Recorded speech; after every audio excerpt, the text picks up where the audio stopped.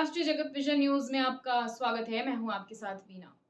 छत्तीसगढ़ के बलौदाबाजार में स्कूली छात्रों को मध्याह्न भोजन में कुत्तों के जूठे भोजन को परोसे जाने वाले मामले में हाईकोर्ट ने स्वतः संज्ञान लिया है। संज्ञान लेते हुए हाईकोर्ट ने शिक्षा विभाग से जवाब मांगा है और कहा है कि ये न सिर्फ लापरवाही है बल्कि बच्चों के जान से भी खिलवाड़ है।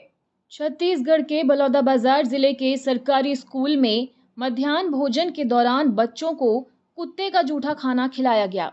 इस पर हाईकोर्ट ने नाराजगी जाहिर की है। मीडिया रिपोर्ट्स को जनहित याचिका मानकर हाईकोर्ट ने राज्य शासन के स्कूल शिक्षा सचिव को मामले में 4 बिंदुओं पर शपथ पत्र के साथ जवाब मांगा है।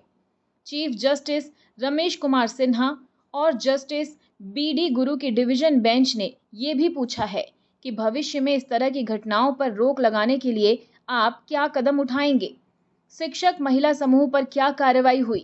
केस की अगली सुनवाई 19 अगस्त को होगी।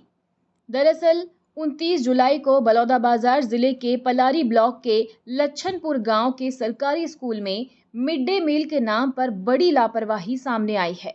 यहां मध्याह्न भोजन के लिए बच्चों को दिए जाने वाले खाने को आवारा कुत्तों ने जूठा कर दिया था। छात्रों ने जब इसकी शिकायत की तब भी उनकी बातों को नजरअंदाज कर दिया गया और उन्हें कुत्तों के जूठे भोजन को परोस दिया गया। जब छात्रों ने ये बात अभिभावकों को बताई तो स्कूल समिति की बैठक हुई और दबाव में आकर विद्यार्थियों को 2 डोज एंटी रेबीज वैक्सीन दी गई।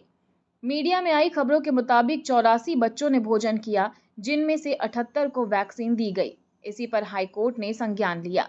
चीफ जस्टिस सिन्हा की डिवीजन बेंच ने इस मामले की सुनवाई के दौरान कहा कि छात्रों को परोसा जाने वाला भोजन कोई औपचारिकता नहीं है, ये गरिमा के साथ होना चाहिए। कुत्ते का जूठा भोजन परोसना न सिर्फ घोर लापरवाही है बल्कि बच्चों की जान को सीधा खतरे में डालना भी है। एक बार रेबीज हो जाने पर इलाज संभव नहीं होता। कोर्ट ने घटना को गंभीर प्रशासनिक विफलता और अमानवीय कृत्य करार दिया है। और फिलहाल खबरों में इतना ही। अपडेटेड रहने के लिए हमारे चैनल को सब्सक्राइब कर लीजिए। नई खबरों के नोटिफिकेशन के लिए बेल आइकन जरूर दबाइए।